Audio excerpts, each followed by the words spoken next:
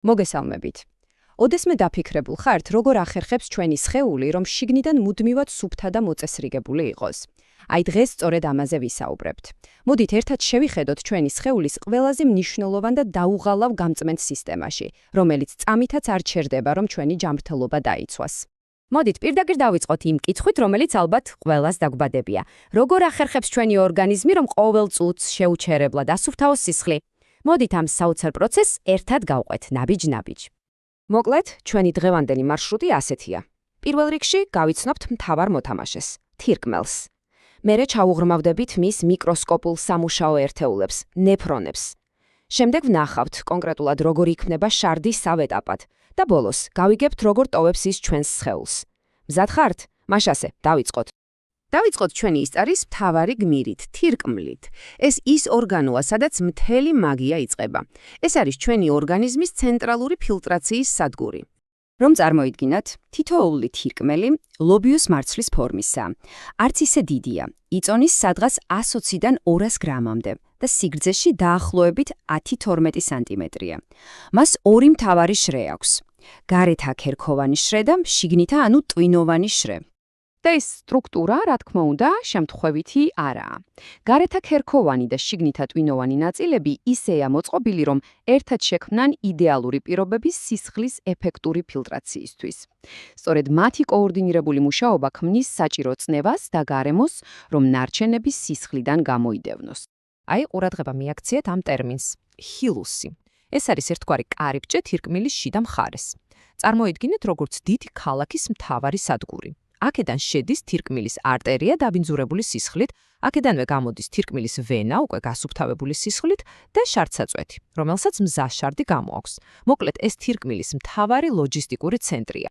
კარგი, ახლა მოდით, ავიღოთ წარმოსახვითი გამადიდებელი შუშა და ჩავიდეთ მიკროსკოპულ დონეზე. ვნახოთ ის პაწაწინა ერთეულები, რომლებიც რეალურად ასრულებენ მთელ ამ წარმოუდგენელ სამუშაოს. და ეს რიცხვი უბრალოდ წარმოუდგენელია. თითოეულ ჩვენს თირკმელში დაახლოებით 1 მილიონი ასეთი მინი ქარხანაა. დიახ, მილიონი. სწორად ნეფრონების ეს უზარმაზარი არმია აძლევს თირკმელს ასეთი წარმოუდგენელი ფილტრაციის ძალას. აი, ასე გამოიყურება ერთი ნეფრონი ახლოდან. ეს არის თირკმლის ფუნქციონალური ერთეული. სწორედ აქ ხდება მთელი ჯადოქრობა. სისხლი იფილტრება და საბოლოოდ შარდად გარდაიქმნება. მოდით მის ნაწილებსაც გადავხედოთ. მოკლედ, თითოეული ნეფრონი იწყება გლომერულით. ეს კაპილარების პატარა მჭიდრო გორგალია. მას როგორც ფიალა გარს აკრავს ბოუმენის კაფსულა, რომელიც პირველად გაფილტრულ სითხეს აგროვებს. აქედან სითხე გადადის რთულ დაკლაკნილ მილაკებში, სადაც მისი გადამუშავება მიდის და ბოლოს ყველაფერი შემკრევ სადინარში იყრის თავს. კარგი, უკვე ვიცით სად ხდება პროცესი. ახლა კი დროა ვნახოთ როგორ ხდება ის. შარდის წარმოქმნა ფაქტობრივად სამ ძირითად ლოგიკურ ეტაპად მიმდინარეობს. ეს სამი ეტაპია.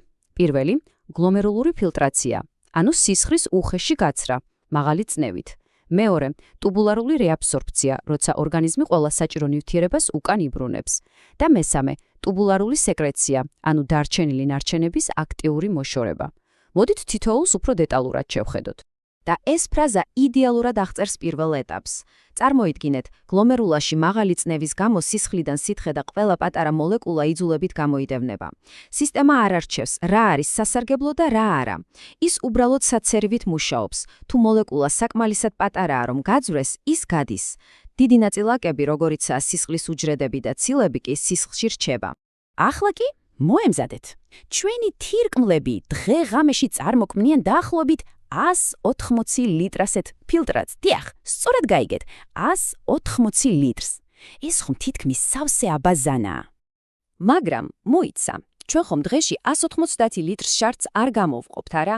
რეალურად ჩვენი ორგანიზმიდან მხოლოდ 1-2 ლიტრი გამოდის. მაშ, სად ქრება დანარჩენი 178 ლიტრი? აი ეს კითხვა მიგვიყვანს მეორე, არანაკლებ შთამბეჭდავ ეტაპთან. და აი აქ შემოდის სცენაზე ტუბულარული რეაბსორბცია. ეს არის ორგანიზმის გენიალური გადამუშავების სისტემა. გაფილტრული სითხის და მასში გახსნილი ყველა სასარგებლო ნივთიერების, წყლის, გლუკოზის, ამინომჟავების, ვიტამინების დაახლოებით 99% ისევ უკან სისხლში ბრუნდება. ჩვენი სხეული საოცრად ეკონომიურია. ის არაფერს ფლანგავს. თუმცა ამ გენიალურ სისტემასაც აქვს თავისი ლიმიტი, რასაც რეაბსორბციის ღრუბლი ჰქვია. წარმოიდგინეთ კონვეიერი, რომელსაც მხოლოდ გარკვეული რაოდენობის ნივთების აღება შეუძლია წუთში. მაგალითად, თუ სისხლში შაქარი ძალიან ბევრია, როგორც დიაბეტის დროს, მილაკები უბრალოდ ვეღარ ასწრებენ მთელი გლუკოზის უკან დაბრუნებას. ზედმეტი რაოდენობა კი შარტში გადადის. და ბოლოს, მესამე ეტაპი. ტუბულარული სეკრეცია. ეს არის საბოლოო შტრიხები, ფინალური დალაგება. აქ ორგანიზმი აქტიურად გადაისვრის ფილტრატში იმ ნარჩენებს, რომლებიც პირველ ეტაპზე ვერ გაიფილტრა. მაგალითად, ამიაკს ან ზოგიერთი წამლის ნარჩენებს. და რაც ძალიან მნიშვნელოვანია, სწორედ ამ ეტაპზე რეგულირდება სისხლის მჟავიანობა, ანუ pH, რაც სასიცოცხლოდ აუცილებელია. კარგი, შარდი უკვე მზადაა, მაგრამ მისი მოგზაურობა ჯერ არ დასრულებულა. ახლა ვნახოთ რა გზას გადის ის, სანამ სხეულს დატოვებს. თირკმლებიდან სპეციალური მილების შარდსა წვეთების გავლით შარდი ჩაედინება შარდის ბუშტში. ეს არის კუნთოვანი, გასაოცრად ელასტიური ტომარა, რომელიც შარდის დროებით რეზერვუარად მუშაობს. შარდის ბუშტის მუშაობა კი სამი მთავარი სტრუქტურის იდეალურ კოორდინაციაზეა დამოკიდებული. დეტრუზორი არის ძლიერი კუნთი, რომელიც იკუმშება და შარდს გარეთ დევნის. შიგნითა სფინქტერი ჩვენს ნებას არ ემორჩილება და ავტომატურად კეტავს გასასვლელს, რომ არაფერი გაგვექცეს. გარეთა სფინკტერს კი ჩვენი ნებით ვაკონტროლებთ. სწორედ ეს გვაძლევს საშუალებას მოშარდვის პროცესი ვმართოთ. და ბოლოს შარდის სხეულს ტოვებს შარდსადენის, ანუ ურეთრის გავლით. აქ კი გვაქვს საინტერესო ანატომიური განსხვავება. ქალებში ის საკმაოდ მოკლეა, 2,5-4 სანტიმეტრის სიგრძის და მხოლოდ შარდის გამტარია. მამაკაცებში კი გაცილებით გრძელია 17-20 სანტიმეტრი და ორმაგი ფუნქცია აქვს, ატარებს როგორც შარდს, ასევე სპერმას.